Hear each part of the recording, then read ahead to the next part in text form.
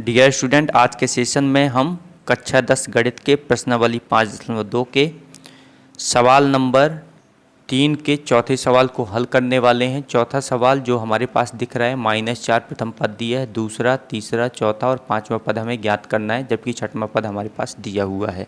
तो जो दिया है सबसे पहले उसको लिख लेते हैं। दिया है प्रथम पद a बराबर -4 और 1 2 3 4 5 6 छठवां पद हमारे पास दिया हुआ है। छठवां पद मतलब A6 जिसे हम बोलते हैं a + 5d लिखते हैं बराबर 6 दिया हुआ है। ज्ञात करना है हमें, इसको यहाँ पर लिख लेते हैं। हमें ज्ञात करना है, तो हमें जो ज्ञात करना है पहले इसको लिख लेते हैं।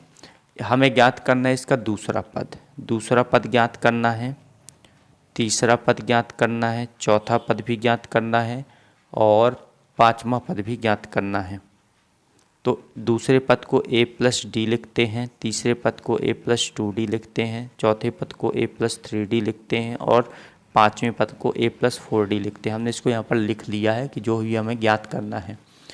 तो सबसे पहले हमारे पास a का मान दिया हुआ, जब तक d का मान पता नहीं होगा तब तक हम इसका मान ज्ञात नहीं कर पाएंगे। तो यहाँ पर a का मान जब हमारे पास दिया हुआ तो d का मान निकाला जा सकता है। तो इसको समीकरण 1 हमने नाम दे दिया और लिखेंगे a बराबर -4 समीकरण 1 में रखने पर। समीकरण 1 में रख देते हैं। समीकरण 1 है हमारे पास a + 5d बराबर 6, तो a का मान -4 है तो रखेंगे यहाँ पर 5d बराबर 6 आया। इसको ट्रांसफ़र कर देंगे तो 5d ये ऋण का है तो यहाँ जाएगा धन का, तो 6 4 10 हो जाएगा। 5d बराबर हो गया 6 4 10, तो d का मान हो जाएगा 10/5, तो 5 दूनी 10। d बराबर 2, इसका सार्व अंतर ज्ञात हो गया, d बराबर 2, कॉमन डिफरेंस d बराबर 2 आ गया। अब हमारे पास a और d दोनों दिए हुए हैं, इसको रख करके हम इनके सभी मान ज्ञात करेंगे। तो a + d, a का मान हमारे पास -4 है जबकि d का मान 2 है। -4 से 2 घटेगा तो हमारे पास -2 आएगा। इसी प्रकार से इसको -4 a का मान है और 2 d का मान है, तो -4 2 दूनी 4 ये हो गया। 4 से 4 घटेगा तो 0 हो जाएगा, तो तीसरा पद हमारा 0 आ गया। इसी प्रकार से a + 3d मतलब चौथा पद ज्ञात करना है, तो चौथा पद -4 a का मान है और d का मान 2 है। तो यहाँ -4 3 दूनी 6 हो गया, 6 से 4 घटेगा तो 2 आएगा।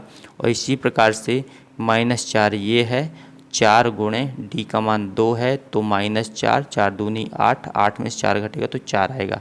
तो हमारे पास इसका जो दूसरा पद हो जाएगा -2 हो जाएगा, तीसरा पद 0 हो जाएगा, चौथा पद 2 हो जाएगा, पांचवा पद 4 हो जाएगा और छठवां पद ऑलरेडी दिया हुआ है। तो इस प्रकार से इस सवाल को हम हल करेंगे। इसका पांचवा सवाल दिया हुआ है जिसमें पहला ब्लैंक है, दूसरा मान दिया हुआ है, तीसरे पद का ब्लैंक है, चौथा पद भी ब्लैंक है, पांचवा भी ब्लैंक है, छठवां पद हमारे पास दिया हुआ है। तो सबसे पहले हम इसमें लिख लेंगे दिया जो है उसे लिखेंगे दिया है। प्रथम पद ब्लैंक है, हमारे पास इसका दूसरा टर्म दिया हुआ है। दूसरा पद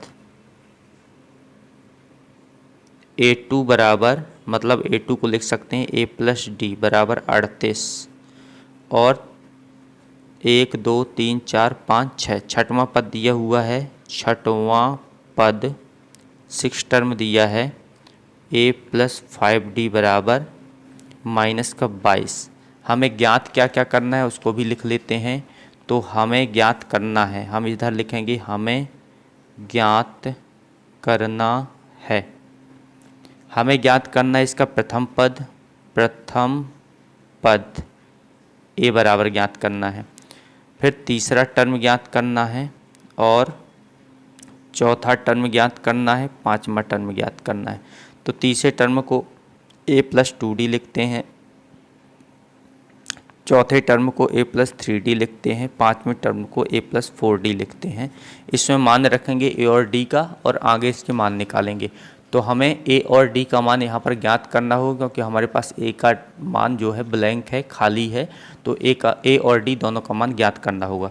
तो इसको हमने समीकरण 1 दिया, इसको समीकरण 2 दिया। समीकरण 1 से 2 को घटाने पर, समीकरण 1 से 2 को घटाने पर, समीकरण 1 से 2 को हम घटाएंगे। समीकरण 1 जो है हमारे पास a प्लस डी है, इस साइड से ये साइड घट जाएगी तो a प्लस 5d घटेगा, और दूसरे पोर्शन से 38 से घटना है माइनस के 22 को, इस साइड से ये साइड घट जाएगी। तो जब इसको घटाएंगे तो a प्लस डी आया, minus a minus 5d, minus का गुणा हो गया है, और 38 माइनस माइनस प्लस का 22, a से a कैंसिल हो गया मतलब घट गया, d से 5d घटेगा तो माइनस का 4d आएगा, और ये जुड़ जाएगा 8 2 10 3 2 5 1 6, तो d का मान आ जाएगा 60 बटे माइनस 4, तो 15 चौको 60, ये कट गया तो d का मान आ जाएगा माइनस का 15, क्योंकि माइनस ये बाकी था, तो d बराबर माइनस 15 आया। d बराबर माइनस 15 समीकरण 1 में रखने पर, 1 या 2 किसी में रख देते हैं तो हमें दूसरा मान मिल जाएगा।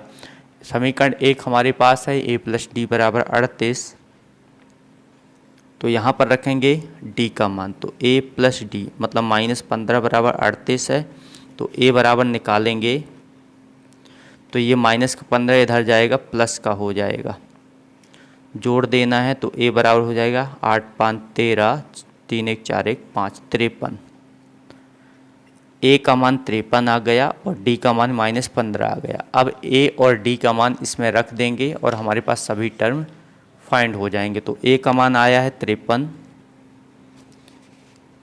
इसके तीसरा टर्म ज्ञात करें तो a का मान 53 है और d का मान है माइनस का 15। इसको हल करेंगे तो ये बनेगा 53 15 दूनी 30, अगर 53 से 30 को घटाएंगे तो 23 आएगा, ये आ जाएगा इसका तीसरा टर्म। इसी प्रकार से नेक्स्ट में करेंगे तो a का मान 53 है और इसका मान है 15, तो आ जाएगा 53 और 15 × 45, 53 में से 45 को घटाएंगे तो आएगा 8, और इसी प्रकार से इसका मान है 53 a का मान और d का मान है माइनस का 15, तो 53 और 15 चौको 60, माइनस का 60 आया, माइनस के 60 से 53 को घटाएंगे तो माइनस का 7 आएगा।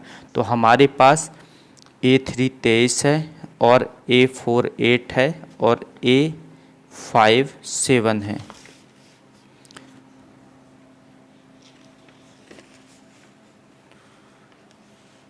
तो इसका प्रथम पद जो है वो है 53, तीसरा पद आएगा 23, चौथा पद आएगा 8 और पांचवा पद हो जाएगा माइनस का 7। तो इस प्रकार से इसके मानों को हम ज्ञात करेंगे। अब हमारे पास प्रश्नावली 5.2 का चौथा सवाल दिया हुआ है, AP बराबर 3 8 13 और 18 का कौन सा पद 78 है। अभी तो इस सवाल को हम किस प्रकार से हल करेंगे आइए देखते हैं। तो यहाँ पर दिया था कि AP बराबर 3 8 13 18 का कौन सा पद 78 है। जब भी ऐसा प्रश्न आए कि वहाँ पर पूछे कि कौन सा पद, तो हमें तुरंत मान लेना है उसका nवां पद लिख लेना है। तो यहाँ पर हम लिखेंगे माना nवां पद 78 है। nवां पद 78 है मतलब an बराबर 78 है, ये 78 दिया है। तो इसी को हमें ज्ञात करना मतलब n का मान ज्ञात करना है। तो an का जो मान होता है वो होता है a plus n minus 1 into D बराबर 78। इससे पहले हमारे पास जो दिया है उसको लिख लेना है, दिया है जो दिया हुआ उसको लिख लेते हैं। हमारे पास AP दी हुई है, चूँकि AP बराबर है 3 8 13 और 18। इससे हम सबसे पहले प्रथम पद निकालेंगे, प्रथम पद यानी a का मान, और a का मान हमारे पास 3 है। इसी प्रकार से सार्व अंतर ज्ञात करेंगे जिसकी आवश्यकता पड़ती। सार्व अंतर मतलब dt का मान है हमारे पास, दूसरे पद से पहले पद को घटाते हैं, दूसरे पद से पहले पद को घटाएंगे तो 8 से 3 घटेगा तो आ जाएगा हमारे पास 5, तो d बराबर 5 हो गया। तो a का मान 3 है, d का मान 5 है, इसको इसमें रख देंगे और हमारे पास n का मान मिल जाएगा। तो इसमें जैसे रखेंगे तो a का मान हमारे पास 3 है, n हमें ज्ञात करना है, d का मान 5 है बराबर 78, 17 नहीं है यहाँ पर 78 है। अब हमें ज्ञात करना है n का मान, तो हमें 3 को ट्रांसफ़र कर देंगे उस तरफ, तो आ जाएगा n-1 गुणे 5 बराबर 78 दिया हुआ है, 3 गया यहाँ पर तो आ गया 75। n-1 गुणे 5 बराबर 75, तो हमें n का मान ज्ञात करना, तो n-1 को रखेंगे जो ब्रैकेट में है, इसको ट्रांसफ़र कर देंगे तो 75, ये 5 गुणा में है तो भाग में जाएगा, तो 25 थी 75, ये घट गया तो n-1 बराबर 25, तो n का मान हो जाएगा 25 धन 1, ये ऋण का है, धन का हो जाएगा, इधर जाएगा तो 26, तो n बराबर 26 आ गया। इसमें लिखेंगे अतः AP 3, 8, 13, 18 का 26वां पद 78 होगा, इसका राइट आंसर हो जाएगा। तो इस प्रकार से इस सवाल को हम हल करेंगे।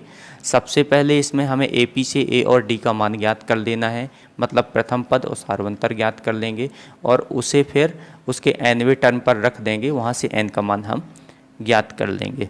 तो आई होप आज का सेशन आपको समझ में आया होगा। यदि आप अभी तक हमारे इस चैनल पर नए हैं और आपने हमारे चैनल को सब्सक्राइब नहीं किया तो हमारे चैनल को सब्सक्राइब कर दें, वीडियो को लाइक करें और शेयर करना बिल्कुल ना भूलें। मिलते हैं नेक्स्ट सेशन में, तब तक के लिए जय हिंद, जय भारत।